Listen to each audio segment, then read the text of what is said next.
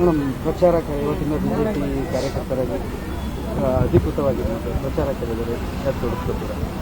ಅಲ್ಲ, ಖಂಡಿತ ಇವತ್ತು ಮೊದಲನೇದಾಗಿ ಅಧಿಕೃತವಾಗಿ ಸೇರ್ಪಡೆ ಆಗೊಂದು ಫಾರ್ಮ್ಯಾಲಿಟೀಸ್ ಎಲ್ಲ ಇರುತ್ತೆ, ಅದನ್ನೆಲ್ಲ ಮುಗಿಸಿ ಅದಾದಮೇಲೆ ಎಲೆಕ್ಷನ್ನು ಡೇಟ್ಸು ಯಾವ್ಯಾವ ರೀತಿ ಎಲ್ಲೆಲ್ಲಿಗೆ ಅನ್ನೋದನ್ನು ಅವರು ಪ್ಲ್ಯಾನ್ ಮಾಡಿ ಕೂತ್ಕೊಂಡು ಚರ್ಚೆ ಮಾಡೋದು ಕಾರ್ಯಕ್ರಮ ಇದೆ. ಮಂಡ್ಯದಲ್ಲಿ ನೋಡಿ, ಈಗ NDA ಹಾಗೂ BJP JDS NDA ಅಂದಮೇಲೆ ಮಂಡ್ಯ ಮಾತ್ರ ಅಲ್ಲ, ಅವರು ಎಲ್ಲೆಲ್ಲಿ ನನಗೆ ಹೋಗಬೇಕು ಅಂತ ಹೇಳ್ತಾರೆ ಅಲ್ಲೆಲ್ಲ ಹೋಗೋ ಒಂದು ಅವಶ್ಯಕತೆ ಇರುತ್ತೆ. ಅದು ನನ್ನ ಕರ್ತವ್ಯವೂ ಆಗಿರುತ್ತೆ. ಸೊ ಇದು ಬರೀ ಮಂಡ್ಯ ಅಂತ ಎಲೆಕ್ಷನ್ ಅಂತ ಅಂದ್ಕೊಳ್ಳೋಂಗಿಲ್ಲ. ಎಲ್ಲ ಕಡೆ 28 ಕ್ಷೇತ್ರ ಗೆಲ್ಲಬೇಕು ಅನ್ನೋವಂಥ ಗುರಿ ಇಟ್ಕೊಂಡು ಮಾಡ್ತಿರೋದ್ರಿಂದ ವೇರೆವರ್ ಎಲ್ಲಾದರೂ ಅವರು ಡಿಸೈಡ್ ಮಾಡಿದಾಗ ಅಲ್ಲೆಲ್ಲ ಹೋಗ್ತೀವಿ. ಮೇಡಮ್, ಇನ್ನೂ ಜವಾಬ್ದಾರಿ ಜಾಸ್ತಿ ಆಗಿದೆ ಈಗ?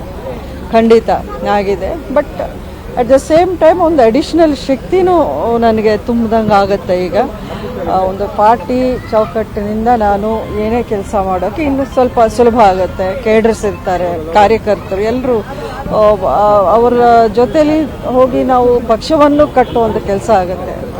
ಮೇಡಮ್, ಈಗ ತಕ್ಷಣ ಸ್ವಾಭಿಮಾನಿಯಿಂದ ಈಗ ಜಂಟಿಯಿಂದ ಒಂಟಿಯಿಂದ ಜಂಟಿ ಆಗ್ತಾ ಇದ್ರೆ, ಈಗ ಕುಮಾರಸ್ವಾಮಿ ಅವರು ಸಪೋರ್ಟ್ ಮಾಡಿದ್ರೆ ನಿಮ್ಮ ಒಂದು ಸಪೋರ್ಟ್ ಇಂದ ಎಷ್ಟು ಮಟ್ಟಿಗೆ ಬಲ ಬಂದಂತಾಗುತ್ತೆ?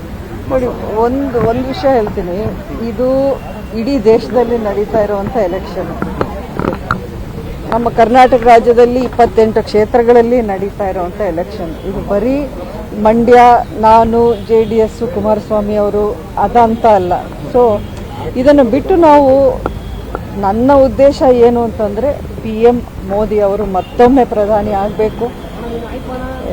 NDA ಅತ್ಯಂತ ಒಂದು ಹೆಚ್ಚಿನ ಸೀಟುಗಳ ಒಂದು ಯಶಸ್ವಿಯನ್ನು ಅವರು ಪಡೆದು ಮತ್ತೆ ಸರ್ಕಾರ ರಚನೆ ಮಾಡಬೇಕು. ಇದಷ್ಟೇ ನಮ್ಮ ಮೈಂಡಲ್ಲಿರೋದು.